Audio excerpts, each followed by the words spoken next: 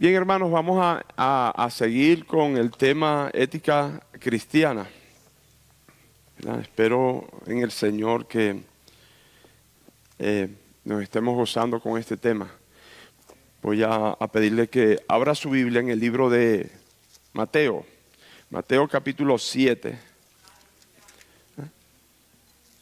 Mateo capítulo 7, versículo 12. Ese va a ser el tema base durante toda esta clase. El Mateo 7, versículo 12.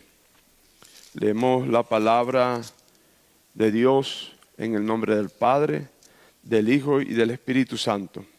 Dice así: así que todas las cosas que queráis que los hombres hagan con vosotros, así también haced vosotros con ellos, porque esto es la ley y los profetas. Amén. Vamos a orar.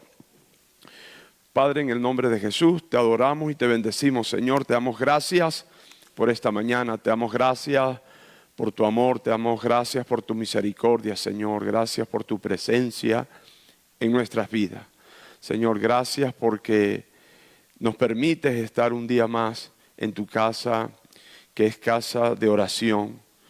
Señor, en la cual venimos con un corazón dispuesto, con un corazón contrito y humillado, que ciertamente nunca vas a despreciar. Señor, gracias porque podemos levantar nuestras manos en señal de rendimiento. Señor, gracias porque un día más de vida significa mucho para nosotros. Te agradecemos por la familia, por los matrimonios, por los hijos, Dios, por los ministerios, por los hermanos en la fe. Muchas gracias, Señor. Tenemos que estar siempre agradecidos de todas las cosas. Tu palabra dice que todo lo bueno proviene de ti. Y todas las cosas buenas que nos acontece, Dios, en nuestras vidas, es porque viene de parte tuya. Señor, yo te pido que pongas en nuestros corazones esa hambre, ese deseo de aprender de tu palabra. Señor, sabemos que los tiempos son difíciles y el único que nos puede dar refugio y protección eres tú. Te pedimos también, Dios mío, que si te hemos ofendido, si te hemos fallado, que perdones nuestras vidas, Dios eterno. Danos ese entendimiento. Señor, necesitamos crecer en tu palabra, necesitamos conocerte más. Y el único medio que tenemos para conocerte es a través de tu palabra, a través de la oración, Dios mío, de la comunión contigo. Gracias por lo que hiciste en la cruz del Calvario, Dios. En el nombre de Jesús. Amén. Pueden tomar asiento en esta bonita mañana, ¿verdad? ¿Cuántos están contentos? Deberíamos, ¿verdad? Creo que el cristiano no tiene opción, no tiene opción. La única opción del cristiano es estar siempre contento, siempre gozoso. Así lo dice la Biblia. Y tenemos que saborear, vivir ese gozo. El gozo del Señor, la Biblia lo declara que es nuestra fortaleza. ¿Verdad? Ese gozo tiene muchos beneficios en nuestros corazones. Uno de los beneficios que nos fortalece. Y el gozo no significa de que yo no voy a estar pasando por momentos difíciles, de que no voy a tener problemas. Eso es parte de la vida del hombre, del ser humano, los problemas, las dificultades. Pero cuando aprendemos a estar por encima de todos esos problemas y aprendemos a vivir en el gozo del Señor, entonces vamos a estar fortalecidos. Amén. Bien, vamos a entrar lo que es la ética cristiana. Simplemente quiero darle un repaso de lo que aprendimos la clase pasada. Hablo en una actitud de fe de lo que aprendimos, porque yo estoy aprendiendo mucho. En el sentido de que hay muchas cosas que tengo que mejorar o que tenemos que mejorar. Y la ética nos enseña a mejorar esas cosas, ¿verdad? Esas actitudes que tenemos en el corazón, con las que peleamos todos los días de nuestras vidas, peleamos con lo que llaman el hombre carnal, los deseos de la carne. Entonces, la ética nos enseña cómo nos debemos de conducir y cómo debemos nosotros comportarnos ante tantas limitaciones que tenemos. Amén. Pero la clase pasada nosotros hablamos por qué el hombre es un ser ético, ¿verdad? Aprendimos lo que es la diferencia entre el ser humano y los animales. De acuerdo a la Biblia, el animal no tiene una razón, una mente, un alma, ¿verdad?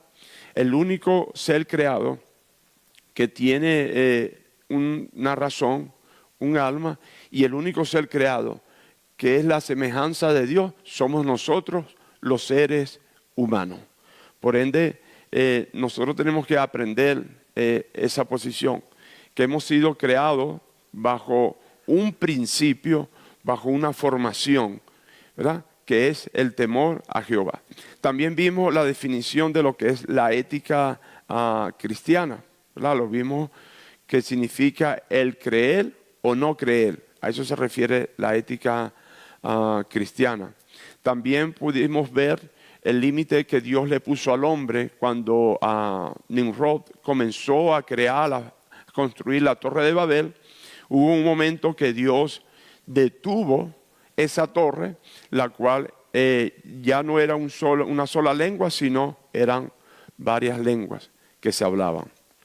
Entonces, podemos aprender que cuando fuimos creados, Dios nos creó, nos dio lugar de privilegio, pero también nos limitó. Tenemos esa limitación y tenemos que aprender a vivir en esa limitación. El hombre en su mente ha pensado que puede ser igual a Dios, y tal vez el pecado le hace creer que puede hasta superar a Dios. Pero eso es un imposible. No va a suceder. No va a suceder.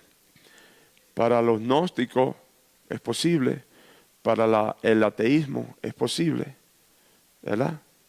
Pero nosotros decimos que no, porque le creemos al Dios soberano. Amén. Ahora, vimos esas definiciones. Yo quiero que ya vimos y aprendimos, ¿verdad? Yo sé que usted es inteligente y aprendimos lo que es la definición de ética. Es la conducta del ser humano que está basado en principios, ¿verdad? Muchos la definen como una ciencia. La Biblia no lo define como una ciencia, lo define como un estilo de vida. Bien, ahora yo quiero que nos traslademos, ya dejamos los conceptos a un lado y vamos a entrar lo que es la Biblia. Vamos a entrar vamos a aprender cómo se ve la ética en el Antiguo Testamento. Ahí nos tenemos que trasladar. No se me vaya a ir al Nuevo Testamento, porque la semana que viene vamos a llegar allá. Primero, para que algo sea nuevo, tuvo que haber existido algo viejo, ¿verdad? Entonces, vamos a estudiar un poquito cómo se refleja la ética en el Antiguo Testamento, y para eso vamos a hablar de lo que es la voluntad divina. Ese es el primer punto, la voluntad divina. Dice que la ética del Antiguo Testamento comienza con la voluntad de Dios. Fíjese, usted en su mente puede ir haciendo un cuadro comparativo. Yo quiero que algunos les incomoda el término cuando se menciona el término filosofía. Pero eso no es nada, eso es un término, hermano. Simplemente para dar a entender un grupo de creencias, simplemente, ahí de principio. Ellos se basan en eso, pero nosotros nos basamos en la palabra. Entonces, lo poquito que nosotros vimos, ¿verdad?, del humanismo, entonces usted va a hacer un cuadro comparativo de dónde se origina la ética bíblica. Ya dijimos en cuanto a la filosofía, de la razón, del pensamiento del hombre. Pero la ética cristiana dice que comienza en la voluntad de Dios. Aquí es donde vamos a entrar ya en materia. Entonces, partamos de ese punto, que la ética comienza en la voluntad de Dios. Esto significa que Dios revela cómo debe de vivir el ser humano.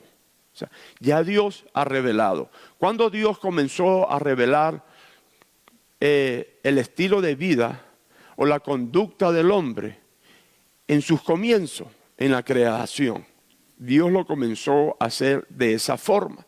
La conducta moral no nace en la opinión humana, muy importante. En la ética, en el humanismo sí nace, pero en la ética cristiana no nace. Nace yo lo voy a llamar esta mañana así, en la persona de Dios. Ahí nace. ¿Correcto? Sino de lo que Dios ha establecido dentro de su voluntad divina aparecen dos ideas fundamentales. Es una introducción. Entonces, vemos que la voluntad divina de Dios es que el hombre se conduzca de acuerdo a la imagen de Dios. Por eso es que fuimos creados a imagen y semejanza. ¿Por qué razón? Porque nosotros, el ser humano, la iglesia, escucha esto, la iglesia tiene que reflejar, o sea, tiene que reflejar la imagen de Dios. ¿Cómo? A través de su conducta. A través de la conducta. O sea, mejor conocido, testimonio. Por su testimonio. Aún mucho más allá, por el fruto. ¿Verdad? Si yo digo que soy un hijo de Dios, yo tengo que reflejar, yo soy el reflejo de mi Padre. Porque yo he aprendido de Él. Y si yo he aprendido de Él, yo tengo que vivir y comportarme como Él. Entonces vamos a ver dos ideas fundamentales. El lugar del hombre y el propósito divino. El reino de Dios. ¿Verdad? Ahí vamos a ver. Vamos a ver qué significa el lugar del hombre. Todo eso está en el libro. Dice lo siguiente. El punto de partida de la ética bíblica es la creación del ser humano. De ahí partimos, ¿verdad? De la creación. La Biblia enseña que el hombre no apareció por casualidad, ni simplemente un ser biológico más dentro de la naturaleza. Fue creado directamente por Dios y colocado en una posición particular dentro de la creación. Tenemos que entender eso. Génesis 1, capítulo 1 lo dice, que en el principio creó Dios los cielos y la tierra. Y después sigue también, y Dios decidió en el capítulo 1, hagamos ¿a quién? Al hombre. ¿Cómo lo vamos a hacer? Entonces, Dios decidió crear una criatura que se pareciese a Él, o que el hombre, mejor dicho, fuera el reflejo de Dios. Ahí. Pero no somos dioses pequeños, ¿verdad? Vamos a aclararlo ahí. Ni así. Ni así. No somos eso. Somos imagen, semejanza. ¿Verdad? Y vamos a aprender más adelante qué es lo que significa ser una imagen y ser una semejanza. Entonces, esa creación, Dios la determinó en su persona, en su voluntad, en la santidad, en la perfección. Ese es el lugar que el hombre tiene o tenía en el principio, la perfección. ¿Por qué? Porque Dios lo creó, porque Dios lo formó del polvo de la tierra. Entonces tenemos que entender esa parte. Dice Génesis 1, 26 al 27. Yo quiero que alguien, yo lo puedo leer. Vamos a desglosar un poquito aquí para entender lo que es eso, ¿verdad? La imagen. 21, 1, 26 al 27. Dice así, entonces dijo Dios, hagamos al hombre a nuestra imagen, conforme a nuestra semejanza, y se señoree en los peces del mar, en las aves de los cielos, en las bestias de toda la tierra, y en todo animal que se arrastra sobre toda la tierra. Y creó Dios al hombre a su imagen, a imagen de Dios lo creó, varón y hembra lo creó.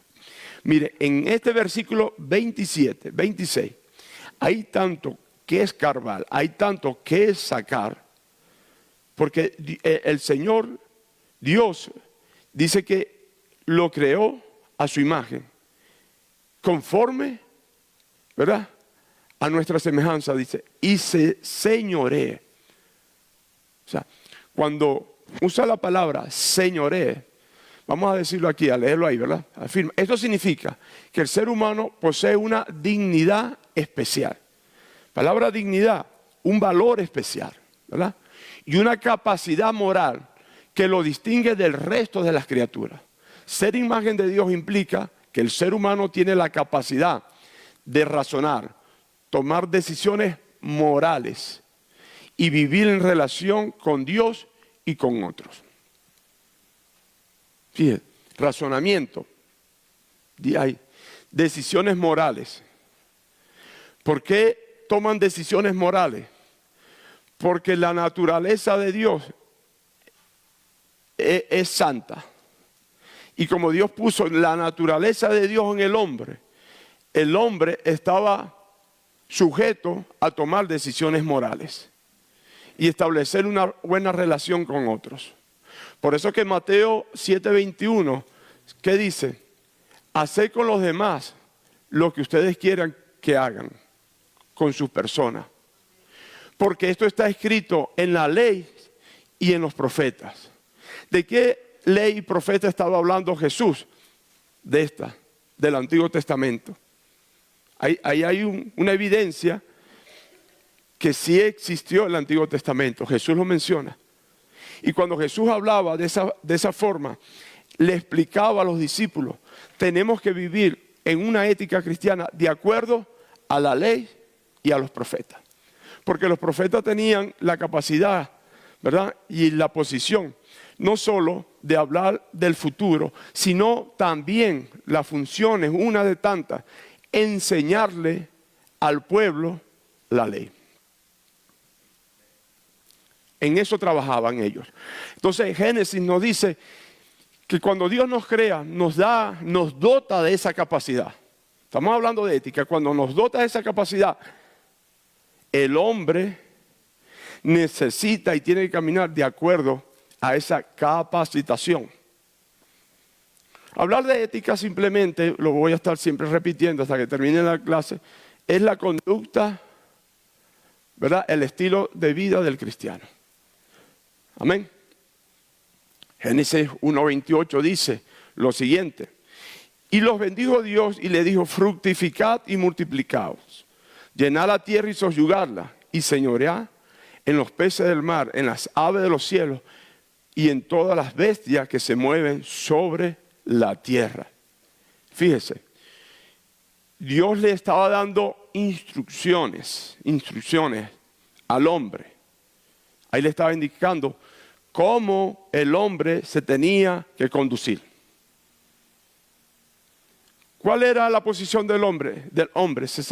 Se tenía que señorear sobre la tierra. Pero recuerden que esa autoridad, Dios ahí le está delegando una autoridad, le está dando una autoridad al hombre. Pero esa autoridad no nació en el corazón del hombre, sino fue delegada.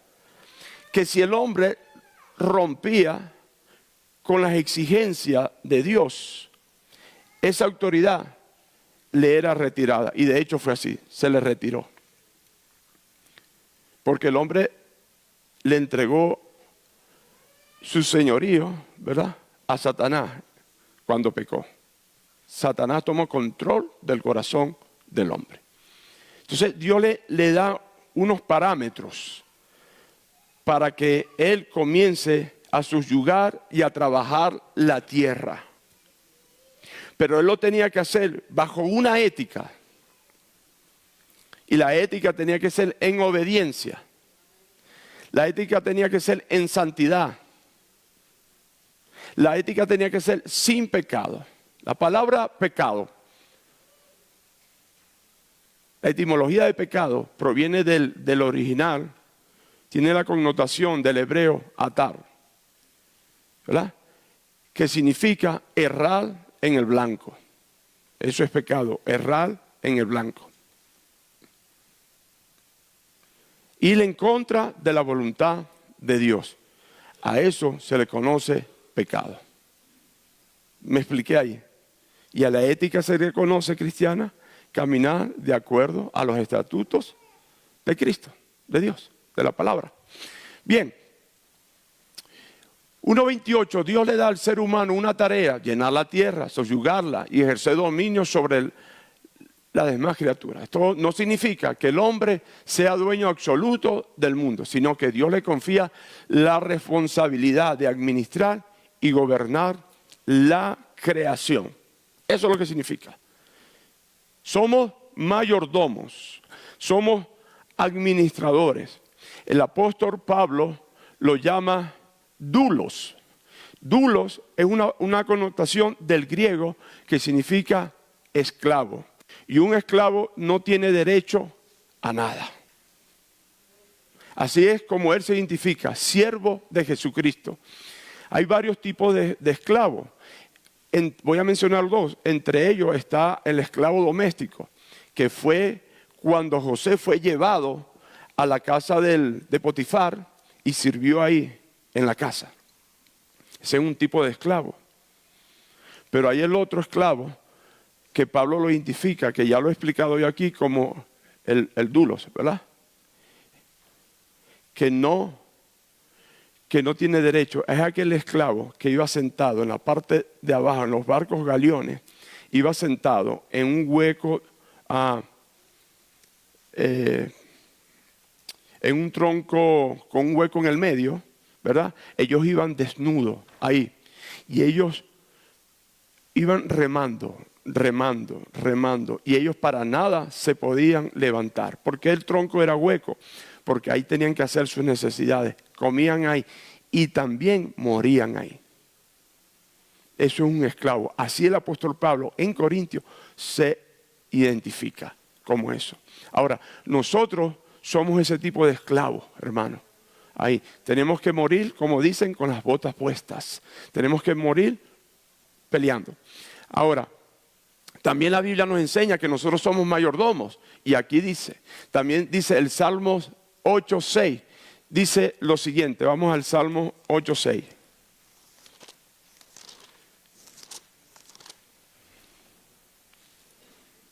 Capítulo 8 dice lo siguiente.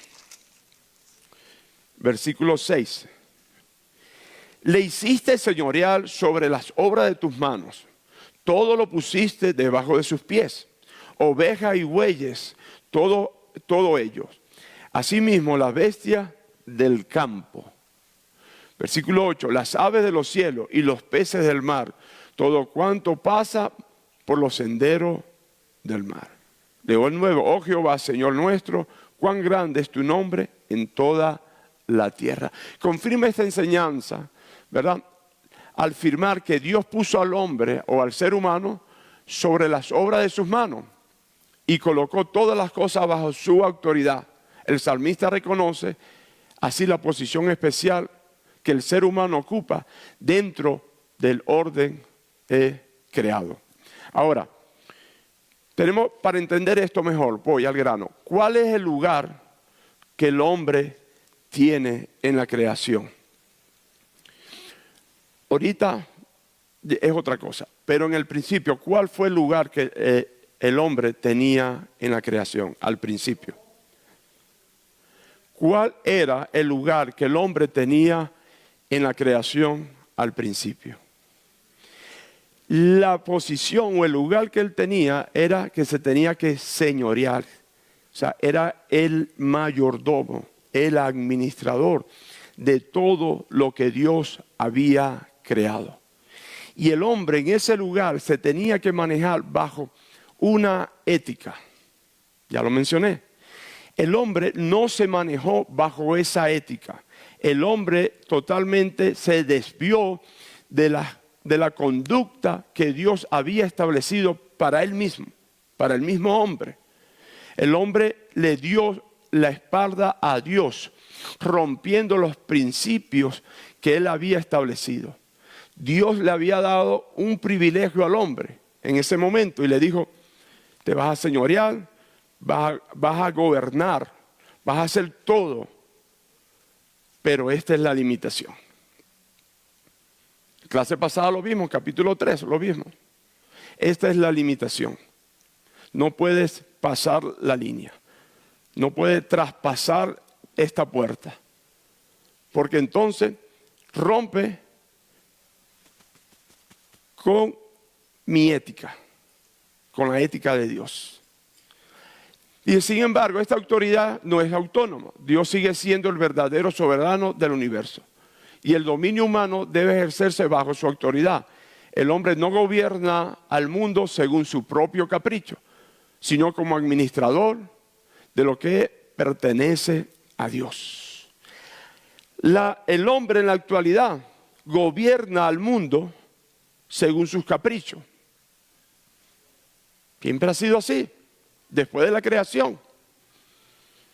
Después de la creación existieron muchos dioses. Existieron muchas culturas. Han existido muchos pensamientos. Ahí. Y cada quien dice tener la razón. Cada quien dice, esta es mi ética. ¿Por qué es mi ética? Le pregunto yo, ¿por qué es tu ética? Porque está basado en mi pensamiento, en mi razón. Bueno, déjenme decirles que esto no funciona para la ética cristiana.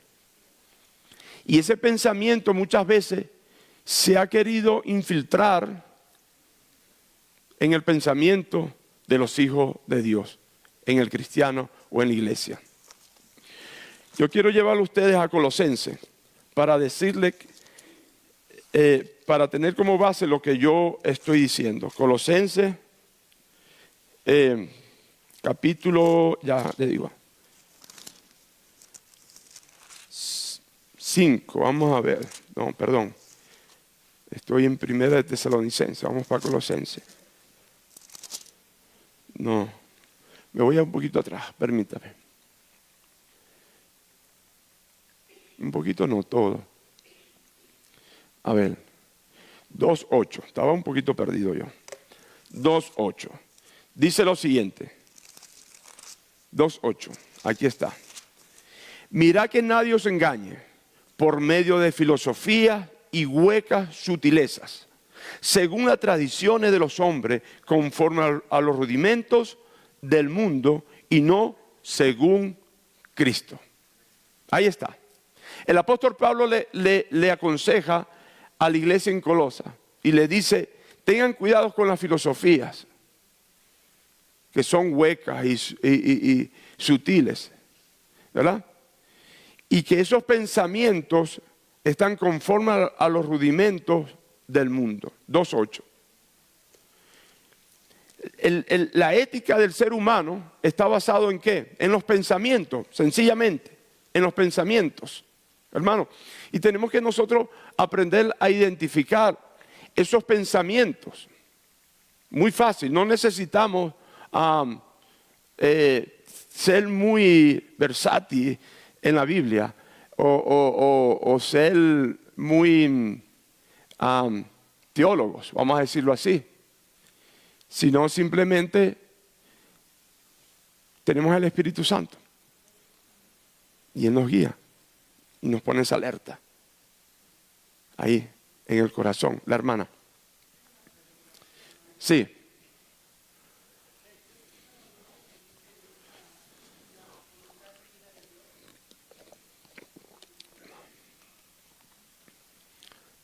Bueno, Dios los bendiga a todos. He escuchado mucho que dicen la voluntad divina de Dios y la voluntad permisible de Dios. ¿Eso es bíblico? Bueno, son dos cosas totalmente diferentes, Así ¿verdad? así es. Cuando hablamos, sí, se escucha mucho esto, ¿verdad? Vamos a entrar un poquitico ahí para no. Okay, cuando hablamos la voluntad divina, también se le conoce como la voluntad absoluta de Dios, ¿verdad? Ahí, exacto, que no cambia. Lo que Dios estableció en el huerto. Sin santidad nadie verá a Dios. Eso es voluntad absoluta. Dios es un absoluto en eso, porque Él es soberano. Ahora, la voluntad absoluta de Dios le dijo al hombre, si me desobedeces, entonces pierde todos los derechos y beneficios que yo te he dado en este lugar, el privilegio. Y vas a ser expulsado por causa del pecado. Eso Dios no lo negocia. Cuando se habla de voluntad divina, volviendo otra vez ahí, la voluntad divina se está hablando, se le puede decir como la voluntad santa, perfecta. La voluntad de Dios tiene un valor, ¿verdad? Sí, etcétera, etcétera. Tiene muchos sinónimos. Todos esos sinónimos concuerdan y se resumen con la voluntad divina, que también se le conoce como la voluntad absoluta. Ahora, ¿hasta dónde hay una voluntad permisiva de Dios? Ok. Partamos de este punto de vista. Los ateos no creen en esto. Los ateos no creen que nosotros tenemos que existe una voluntad permisiva de Dios. No lo cree, que eso no existe, que eso es una fantasía que nosotros tenemos en la cabeza, los cristianos, pero sí existe. ¿Qué es la voluntad permisiva? Bueno, cuando el hombre persiste en apartarse de Dios, Dios no lo puede obligar a quedarse porque Dios no hace nada. Apocalipsis dice que antes de entrar a tu corazón, Él toca la puerta de tu corazón. El libro de Apocalipsis lo dice. Entonces, cuando se maneja el término la voluntad permisiva de Dios, estamos diciendo, bueno, el hombre tomó la decisión de darle la espalda a Dios. ¿Así? Que Dios permite aquello, que Dios permite lo otro. No, la voluntad perfecta de Dios es buena. La voluntad perfecta de Dios es que el hombre viva en santidad. La voluntad perfecta de Dios es que el hombre le sirva a Dios. Esa es la voluntad absoluta y perfecta de Dios. Para eso Dios nos creó a nosotros, para que viviéramos en una perfecta armonía con Dios. Ahí lo podemos ver en el principio. En su voluntad Dios creó al hombre. ¿Quién le dijo a Dios que creara al hombre? Nadie. Él mismo decidió, Él dijo, hagamos. ¿Verdad? Él mismo determinó crear al hombre a su imagen y semejanza. Eso se llama un absoluto, soberanía se llama eso. ¿Verdad? Dios lo decidió así y nadie más lo puede contradecir esa voluntad. Ahora, es un término que se usa, voluntad permisiva de Dios, para poder entender, ¿verdad?, cómo el hombre en su propia voluntad, en su propia decisión, le damos la espalda a Dios. ¿Está bien? Ejemplo. ¿Qué pasó con Israel en los tiempos de los jueces? Señor, danos un rey. Señor, danos un rey. Señor, danos un rey. Está bien. Señor va y le dice a Samuel, el profeta, le dice, ya no llores, ya no patalees, ya no digas nada, yo les voy a dar un rey. Fue Samuel engorilado con el pueblo, ¿verdad? Así. Es decir, el Señor le dijo, tranquilo, yo les voy a dar un rey. Y tuvieron un rey. Tuvieron el segundo. Tuvieron el tercero. Y la tribu del norte, del sur, tuvo 19 reyes y una reina. Ahí está. Resultado, un desastre. ¿Quería Dios eso para el pueblo? No. Y no nos desviamos de la pregunta del hermano. Eso es ética. Obedecer la voluntad de Dios. Porque es la conducta del cristiano. Lo que Dios determine, así es. Entonces, ¿qué sucedió? Ahí está. ¿Está bien? ¿Ustedes lo pidieron? Entonces, ahí es donde se origina esa terminología, voluntad permisiva de Dios. ¿Verdad? Ahí es donde comienza. Bien, hermano. Amén. Dios les bendiga. Bueno, añadiendo lo que usted le está explicando a ella, adelante. Un poquito Sí. en mi poca sabiduría, pues, que yo puedo entender en esto, es de que específicamente quizás en la Biblia no especifica esa palabra. El término, pero sí, vamos a hablar del libre albedrío. El libre albedrío viene a encajar con esta voluntad permisiva de Dios. Es un libre albedrío que nosotros, como le vuelvo a decir, en la Biblia no le especifica esa palabra, pero estamos hablando de un libre albedrío que nosotros decidimos. Tenemos algo que Dios permite, o quizás nosotros queremos hacer cosas que a Dios no le agradan. Y le dice una y otra vez, no lo hagas. Pero al final Dios nos deja, Él es caballero, como dice, y nos deja que nosotros tomemos la decisión. Amén. Gracias, hermano. Gracias. Ok, ya para cerrar este tema, este punto, el lugar del hombre, entonces tenemos que entender que el lugar del hombre, podemos resumir, era un lugar donde el hombre tenía que manejar la ética de Dios. ¿Verdad? Partamos de ahí. ¿Verdad, profesor? Partamos de ahí. El hombre tenía que manejar esa ética. Éticamente estaba basado en los principios de Dios. Sencillo. Así de sencillo. El pecado humano.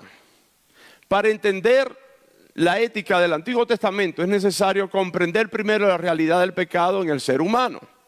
La Biblia enseña que el ser humano fue creado por Dios a su imagen y con la capacidad de vivir conforme a su voluntad.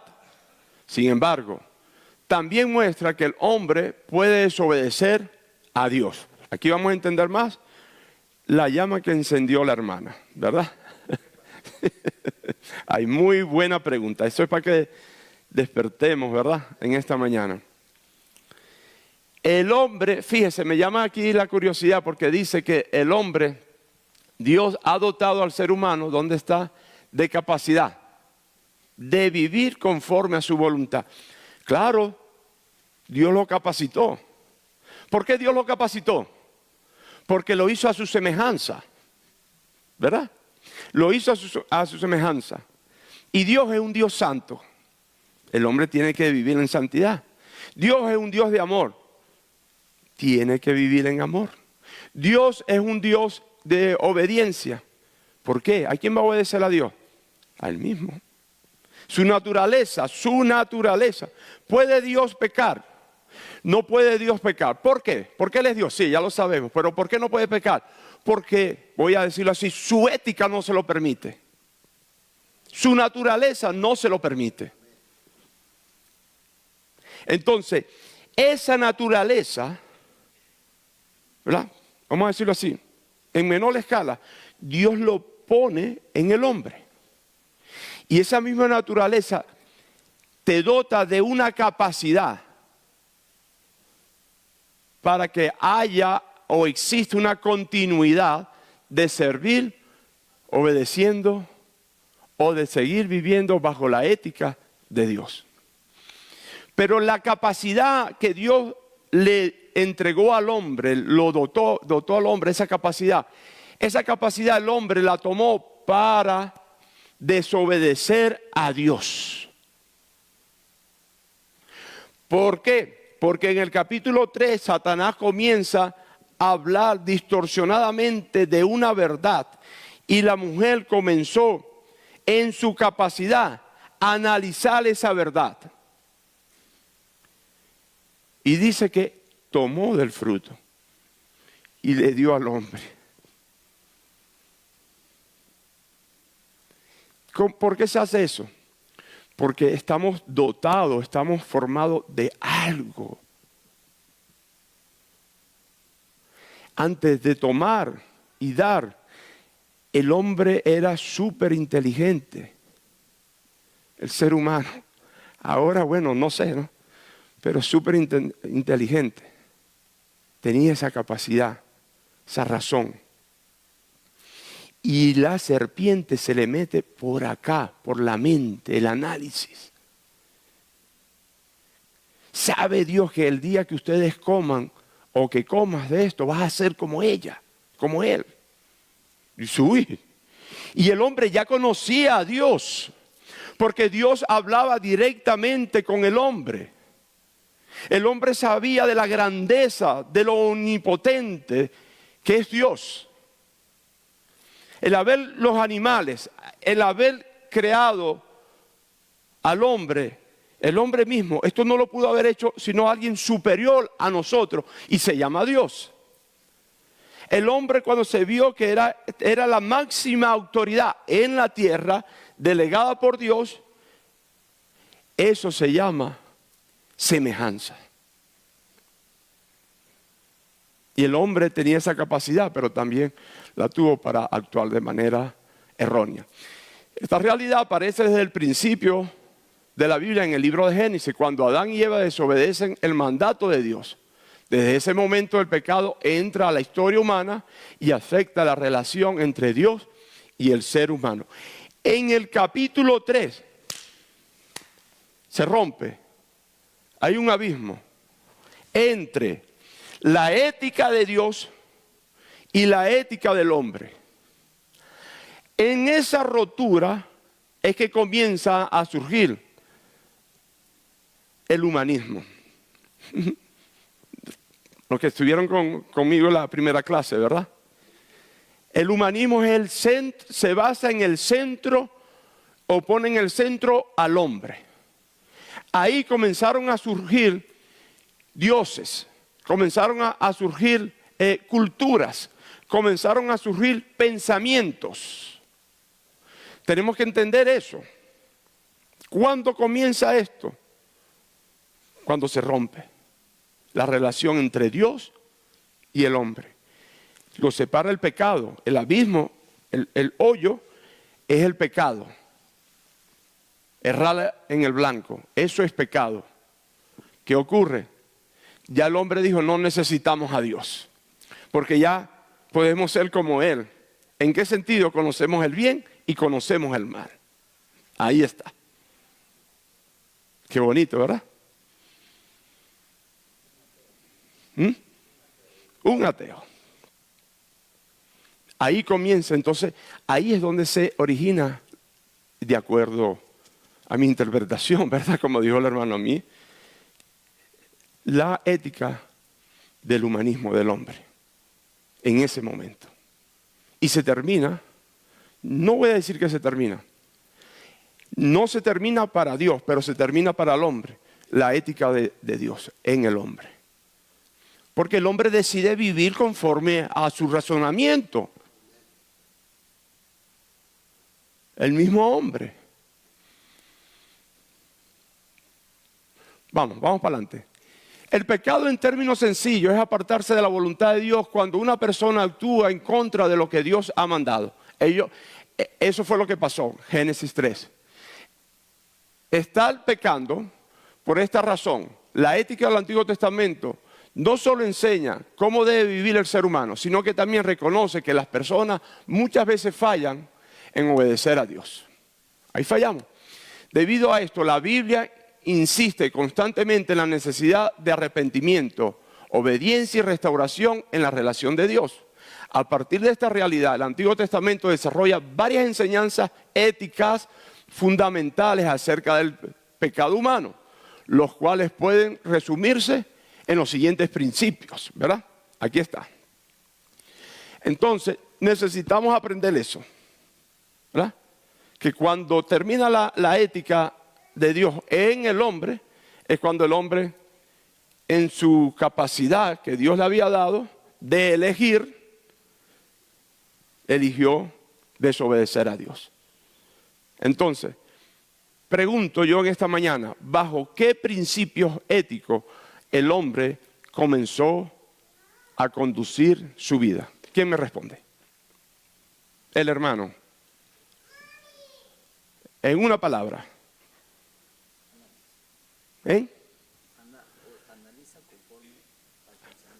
Exacto. Me gusta esa expresión. El hombre, lo voy aquí a distorsionar un poquito, lo de él, porque lo de él estuvo perfecto. El hombre comienza a analizar o a vivir bajo su conducta, ¿verdad? Así dijo, ¿o no? Su pensamiento, a vivir bajo su pensamiento. Eso es verdad, hermano. Hay que darle el diploma ya de esta clase. Preparen el diploma, ¿dónde está la secretaria? Bueno, gracias, me motiva eso. Sí, ¿alguien levantó la mano? El hermano Marco.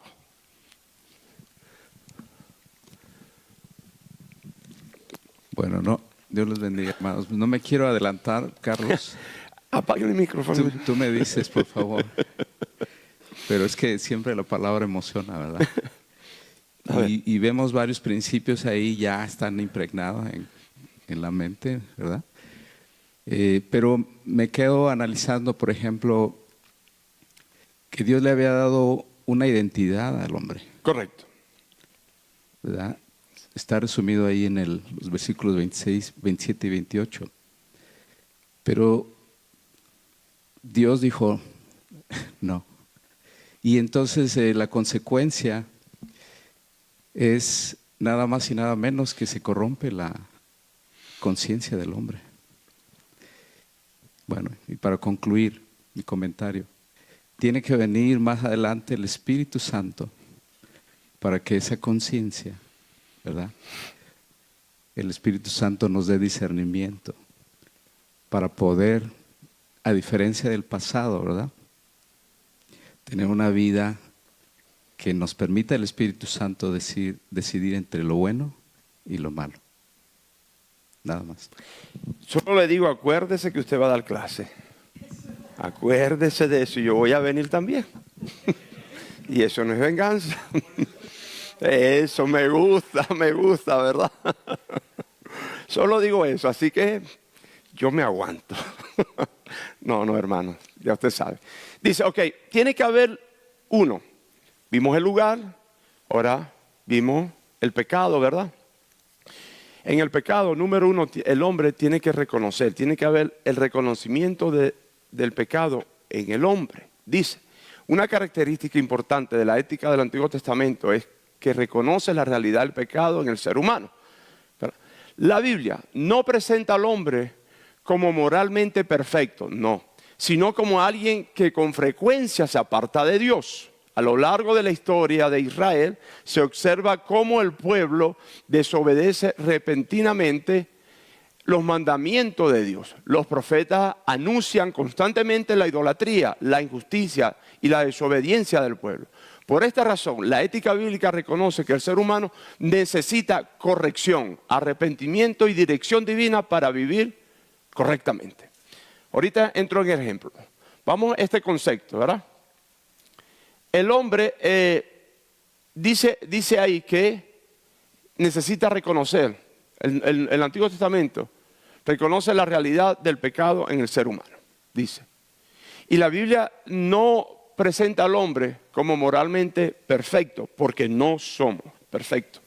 Existe la teoría moralista, ¿verdad? El pensamiento moralista o la teoría, que es moral y que no es moral. Y eso lo determina el pensamiento del hombre, la razón del hombre.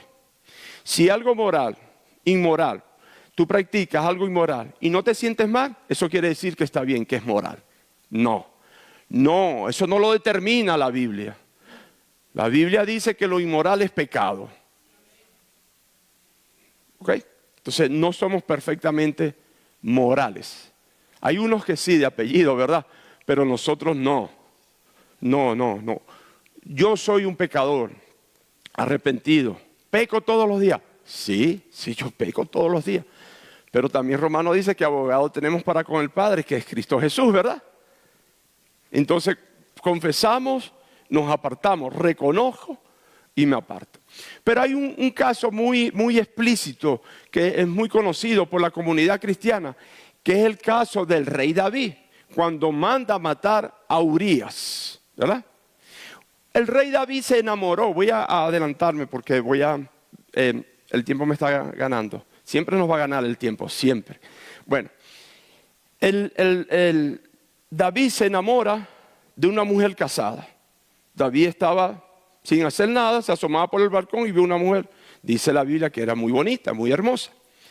Pero esa hermosa mujer tenía un esposo y era uno de los brazos fuertes de su ejército, Urías. Y fue tanto el pecado que él sintió hacia ella, que aparte de adulterar, él comete otro pecado, que es errar al blanco, manda a matar a Urías porque lo pone al frente de la batalla, de la guerra. Y los demás soldados o generales lo voy a dramatizar, de parafrasear, de David. Le dijeron, hey, pero si eres el mejor que tienes, ¿cómo lo vas a poner en el frente de la guerra? Esa no es la estrategia, ¿verdad? Militarmente no era la estrategia. David era, mire, no había nadie mejor en Israel que manejara la espada mejor que David. David sabía cómo tenía, estratégicamente, cómo armaba su ejército, porque él fue un guerrero. Él fue un guerrero, sabía manejar la espada bien, ¿verdad? Por eso nosotros tenemos que aprender a manejar la espada también. Entonces, ¿qué sucede? Bueno, muere David, había pecado, y se le presenta un hombre llamado profeta, el profeta Natán. A mí sí me gusta ese pasaje, ¿verdad? Y el profeta Natán le comienza a narrar la historia parafraseada, ¿verdad? El rey estaba sentado en el trono con su corona, no sé si en ese tiempo la tenía o no, pero le dije, rey, te voy a contar una historia. Había una vez un hombre que tenía una ovejita, ¿verdad? Y llegó otro, más vivo que él, y se le comió la ovejita. Para David, bravo. ¿Quién fue ese? ¿Dónde está? Hay que matarlo, hay que matarlo. Ok. ¿Qué pasó? ¿Qué le dijo? Tú eres aquel hombre. Wow. Se sentó otra vez David, quedó sentado.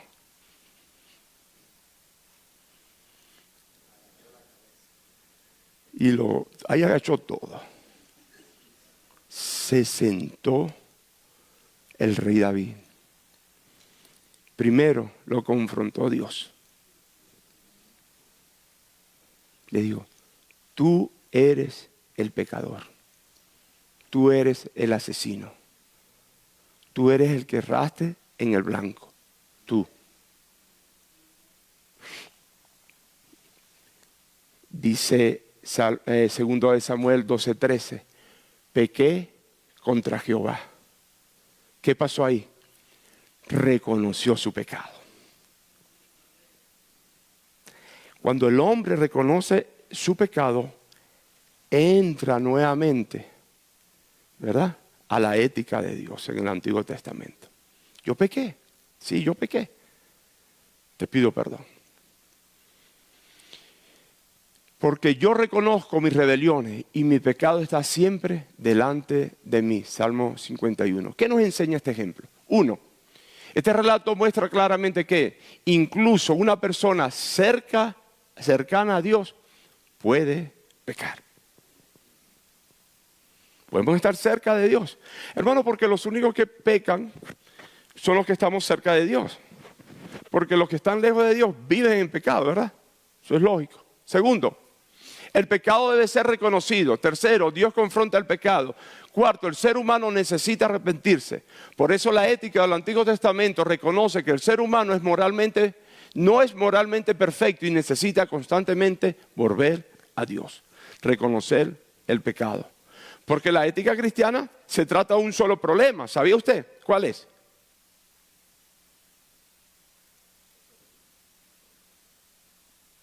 ¿Sí? ¿Pero cómo se llama? Bueno, voy a comenzarles otra vez de la primera clase. Pecado. Pecado envuelve todo. Ese es el problema del ser humano. No hay otro. El pecado. Nada más. Segundo, el pecado como violación de la voluntad de Dios. El Antiguo Testamento enseña que Dios ha revelado claramente qué conductas le agradan a Dios y cuáles le desagradan. Esto se encuentra especialmente en la ley, los mandamientos y la enseñanza de los profetas. Por eso es que Dios le tuvo que dar una ley, ¿verdad?, al pueblo de Israel para indicarle de la manera cómo ellos debían de vivir y no seguir viviendo como estaban viviendo. Aquí dice, lo que está subrayado, dice, versículo, porque como el pecado de adivinación es la rebelión y como ídolos e idolatría, la obstinación. Entonces, ahí, cuando nosotros queremos, ¿verdad?, violar la voluntad de Dios, eso se convierte en pecado. Dios prescribe aquellas acciones que reflejan su justicia y su santidad, y prohíbe aquellas que contradicen su voluntad. Por esta razón, el pecado se entiende como la violación de la voluntad revelada de Dios. Amén. Siguiente, responsabilidad moral y la justicia retributiva. Dice lo siguiente: el Antiguo Testamento también enseña que el ser humano es responsable delante de Dios por sus acciones. Esto significa que cada persona debe rendir cuentas por sus conductas, ¿verdad? Toda acción, ¿verdad? Toda acción tiene una consecuencia. Todo pecado tiene una consecuencia. A pesar de que David se arrepintió, reconoció, se arrepintió, Dios lo perdonó, le generó muchísimas consecuencias. Como si usted estudia la vida de David, ¿cómo fue en la casa de David? La casa de David fue un desastre. ¿Por qué? Porque un hijo viola a su hermana, porque el otro hijo quería matar a su propio padre, y así sucesivamente. Como rey fue lo mejor que tuvo Israel. Como salmista fue lo mejor que tuvo Israel. Como padre fue un desastre, porque rompió la ética, rompió la voluntad de Dios, rompió lo que Dios había establecido en el principio. Sí, David tenía la naturaleza pecaminosa en él, pero cuando venimos a Cristo, esa naturaleza pecaminosa se tiene que someter a Cristo y tiene que dominar la nueva naturaleza que es Cristo en nosotros. El apóstol Pablo lo dice en el libro de los Romanos. Ahí es donde nosotros tenemos que entender esa parte. Entonces hay una responsabilidad moral. ¿Cuál es la responsabilidad moral? Bueno, que de la forma como nosotros nos comportamos va a ser retribuida. Esa. Si caminamos en santidad, en obediencia, vamos a tener buenas consecuencias. Y si caminamos en pecado, vamos a tener las consecuencias del pecado. Entendiendo estas tres ideas fundamentales en cuanto al pecado, entonces tenemos que ir armando en nuestras mentes, en nuestro corazón, de regresar a vivir bajo la ética de Dios. El pueblo de Israel, escuche bien, vivió por 400 años aproximadamente bajo la esclavitud de los egipcios. Ahora, ¿su conducta en qué estaba basada? La conducta del pueblo de Israel estaba basada en la cultura egipcia, en la religión egipcia, en el pensamiento egipcio. ¿Por qué Dios los saca del desierto de Egipto al desierto? Porque Él tenía que purificarlo y cambiarle esa identidad, como dijo el hermano Marco. Dios le tenía que dar una nueva identidad al pueblo. A ver, ¿quién le enseñó al pueblo a adorar ídolos en Egipto? Los egipcios. ¿Y cómo usted sabe? Bueno, y no fabricaron un becerro de oro allá en el desierto.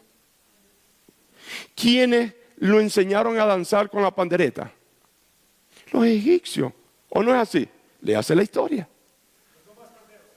¿Ah? No. Él lo dijo, yo no. No. Ellos tenían una cultura. ¿Qué pasa? Dios los saca y los pone en el desierto y le dice: ustedes son el pueblo escogido.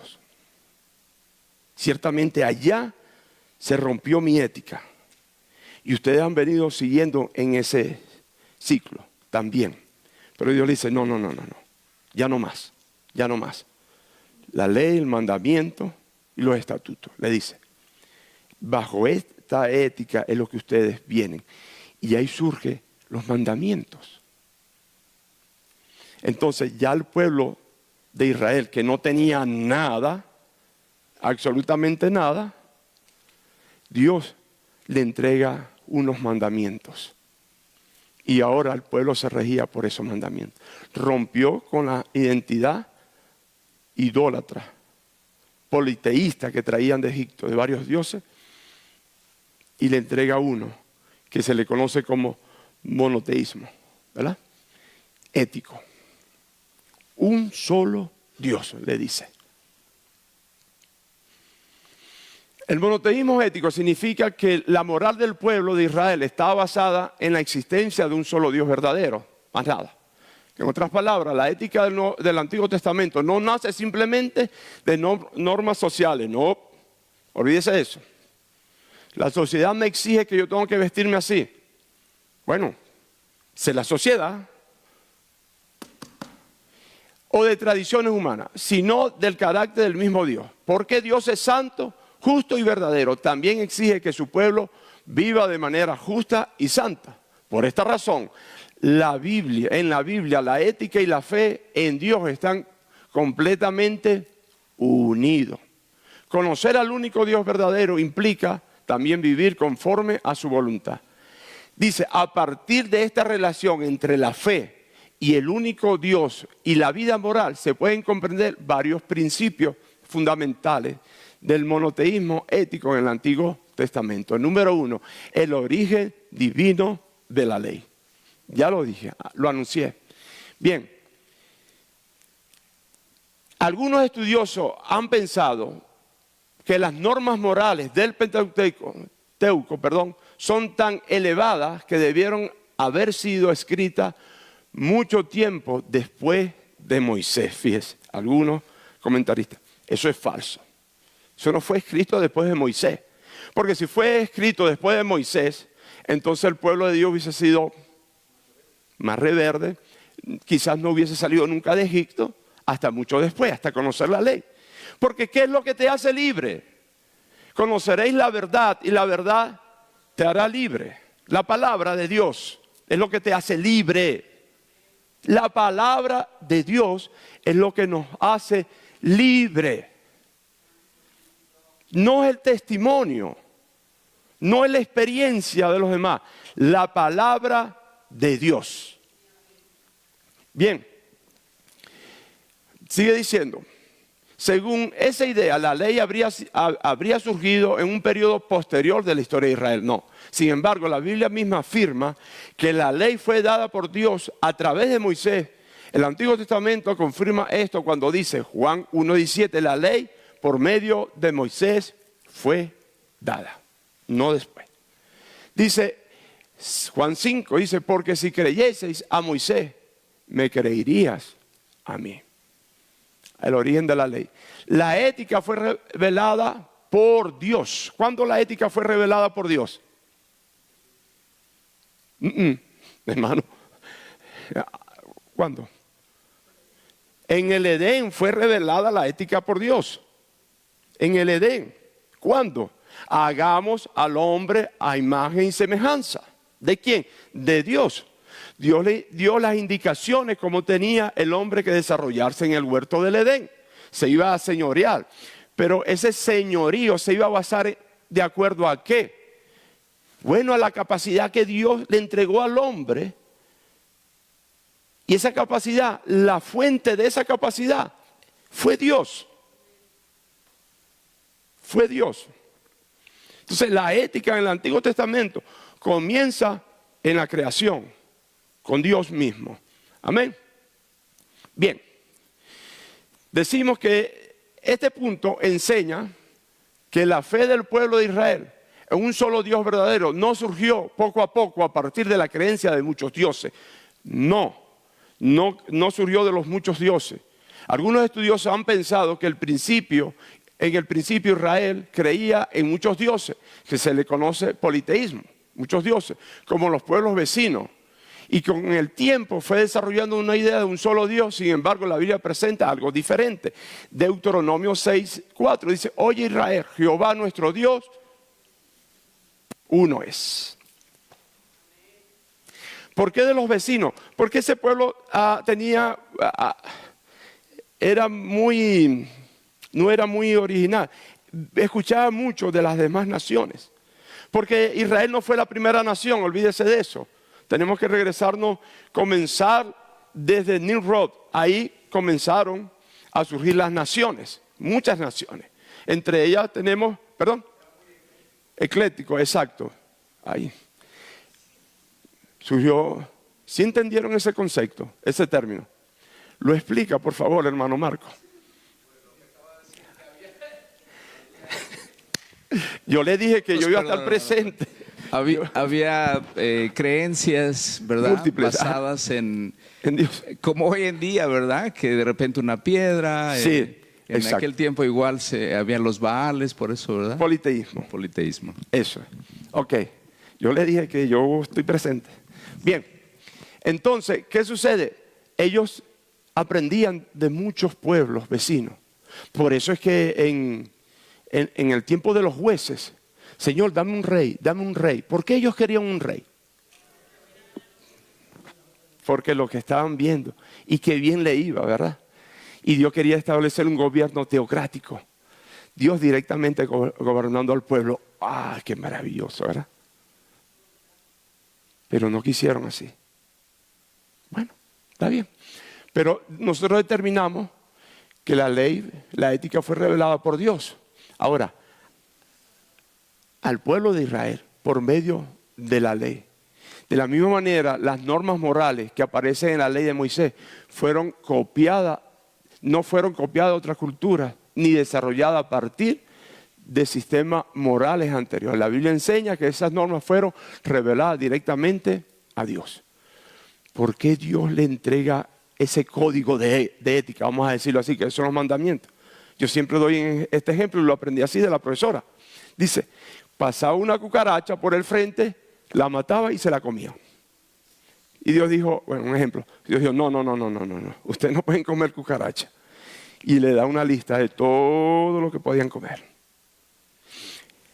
De la higiene, de la santidad. Entonces se desprenden 10 mandamientos y se convierten en estatutos, mandamientos y leyes, en 613 leyes. Ahí. Y son poquitos, porque nosotros tenemos más. No sé. Y así sucesivamente. Entonces ellos aprendieron a vivir amando al prójimo, los 10 mandamientos: amarás al Señor tu Dios, amarás a tu prójimo como a ti mismo, no desearás, ¿verdad?, la mujer ajena, o no fornicarás, no adulterarás, no matarás, no hurtarás. Y esos 10 mandamientos se convirtió en un código de ética para la nación de Israel. Para una nación, pero para la humanidad fue allá. Para la nación fue aquí en el desierto. Entonces, y así vamos sucesivamente. Segundo, tercero, dice, la ética no se separa de la teología. Así lo dice el libro, que es el conocimiento de Dios, ¿verdad? Algunos, cuando dicen, eso es mucha teología, pues es pura teología. Sí, yo quisiera hablar siempre de teología porque hablo del conocimiento de Dios. Eso es lo que significa teología, ¿verdad? Teo, Dios, y logía viene del logo, que es conocer, conocimiento de Dios. Entonces vamos a estar claros. Para el pueblo de Israel, la ética no era algo separado de su fe en Dios. Ellos no entendían la moral como un sistema independiente creado por los seres humanos. Para ellos, la forma correcta de vivir dependía directamente de su relación con Dios. Vivir correctamente significaba obedecer la voluntad del Dios verdadero y reflejar su carácter en la vida diaria.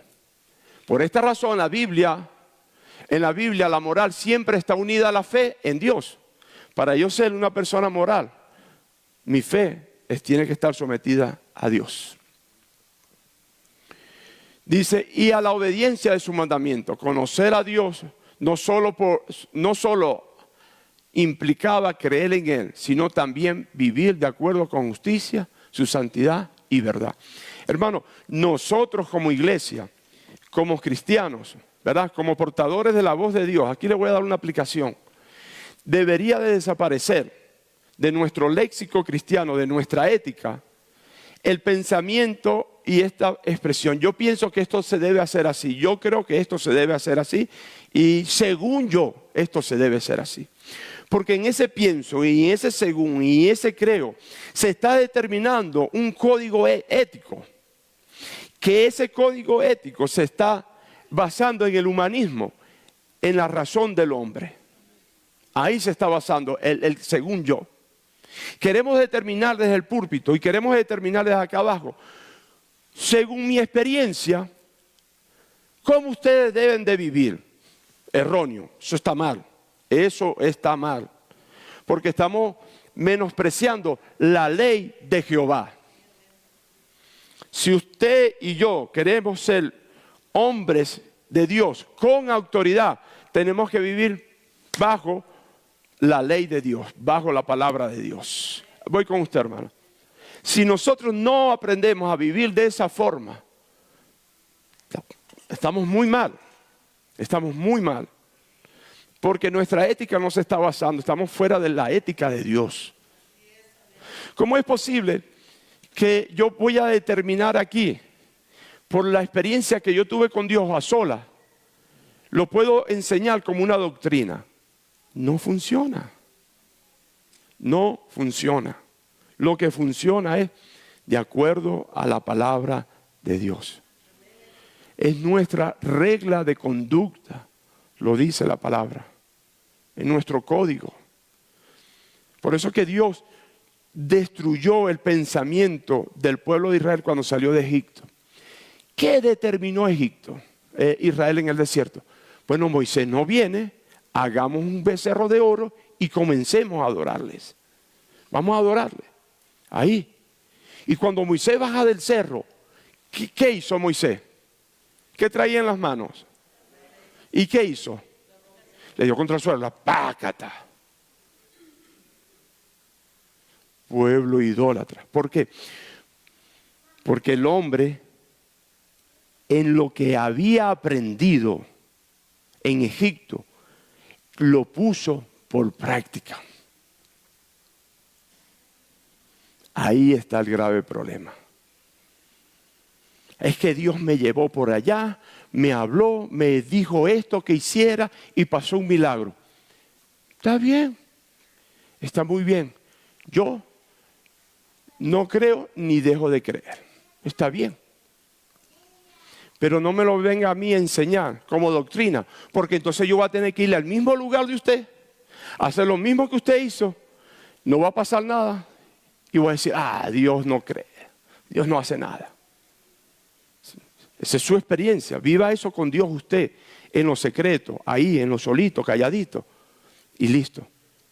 Ahora, si usted me habla de esto, entonces yo digo, sí, esto yo lo voy a practicar. Entonces, no podemos venir aquí a determinar, basado en mi experiencia, en mi conocimiento, lo que me ha resultado a mí, imponerlo como una doctrina. Eso lo agarro para mí y ya, y se acabó. Hablemos la palabra de Dios. Diga. Solo añadiendo, y me gusta que dice ahí, conocer a Dios no solo implica creer en Él, sino también vivir de acuerdo con su justicia, su santidad y su verdad. Creo, yo pienso que no fue casualidad de que el pueblo de Israel falló y tuvo que pasar 40 años en el desierto, porque creo que Dios sabía, Él sabe, ¿verdad?, de que el ser humano iba a fallar, iba a tomar tiempo quitar esas malas costumbres que habían aprendido durante 400 y pico de años, y para que ellos también aprendieran a depender completamente de Dios. Él les proveía el maná, les proveía el agua, como usted lo mencionó la vez pasada, ellos conforme iban avanzando en edad, sus ropas no se desgastaban, iban creciendo con ellos.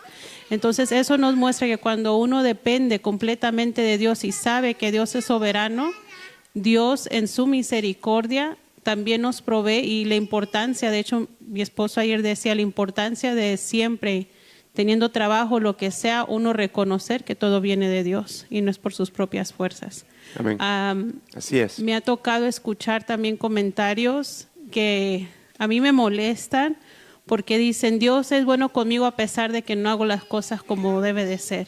O sea, está reconociendo que no hace las cosas como debe de ser, pero en su misericordia Dios ha sido tan bueno que nos bendice, pero no porque Dios nos ame, va a ser como que Él nos va a dejar pasar por alto las cosas que conscientemente estamos haciendo en contra de su voluntad. Amén. Sí, Dios amaba a David y Dios lo perdonó, pero por igual le llegaron las consecuencias. Bien, y no podemos persistir en eso. Bueno, entonces la ley fue dada y tiene un propósito. La Torá es el nombre que se usaba para referirse a la ley, dada por Dios en el pueblo de Israel, especialmente en los primeros 5 libros de la Biblia. Sin embargo, la Torá no es simplemente una lista de reglas o un código de conducta. No, ahí no funciona todo. En la Biblia la ley representa la manera en que debía vivir el pueblo que Dios había escogido y rescatado. antes de dar los mandamientos, Dios recuerda a Israel que Él los liberó de Egipto. Éxodo 19 y Éxodo 20. En nuestros primeros, esto muestra que primero Dios salva al pueblo y luego le da la ley para enseñarle cómo debe vivir como pueblo de Dios. O sea, le estaba hablando de una ética. Este es el comportamiento que ustedes tienen que vivir de acuerdo a esta ley. De acuerdo a esta ley. O sea, le damos a veces una malísima interpretación en la Biblia, hermano. ¿Sabe por qué? ¿Sabe por qué? Porque queremos ver la Biblia desde nuestro ángulo, con nuestros ojos. Por eso. Entonces queremos forzar al texto que nos diga lo que yo estoy pensando. No es que esto es así. Que esto es así. No, eso no funciona así. Por eso es que tenemos que orar por sabiduría. Por sabiduría. Rapidito. Funciones de la ley. Una forma de vida para un pueblo rescatado. La ley enseñaba cómo debía de vivir el pueblo de Dios que había escogido y liberado. No era por medio para ganar la salvación, sino un guía para vivir como un pueblo. O sea, no es que soy salvo y ya, no. La ley es para guiar. Segundo, refrenar el pecado. La ley también tenía la función de limitar el pecado al establecer mandamientos claros. La ley ayudaba a evitar que la maldad, la injusticia dominaran la vida del pueblo. Eso era la ley.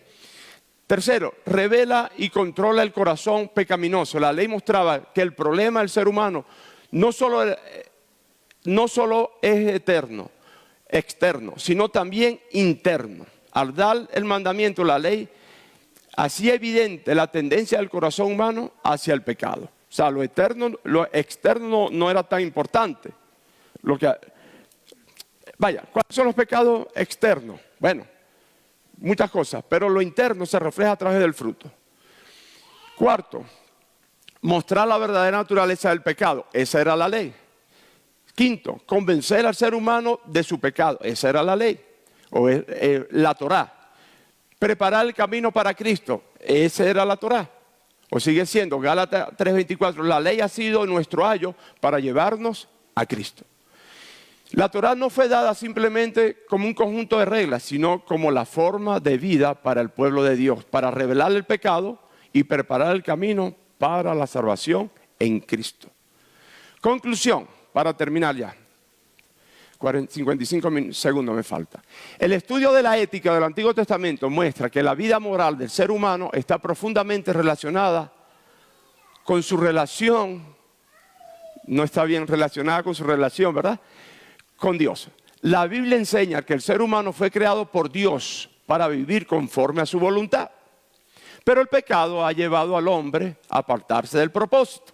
Por esta razón, Dios reveló su voluntad a través de la ley y del mensaje de los profetas, con el fin de guiar al pueblo hacia una vida de justicia, obediencia y fidelidad. La ética bíblica se fundamenta en el carácter del único Dios verdadero, quien es santo y justo, y por ello llama a su pueblo a reflejar ese carácter en su manera de vivir.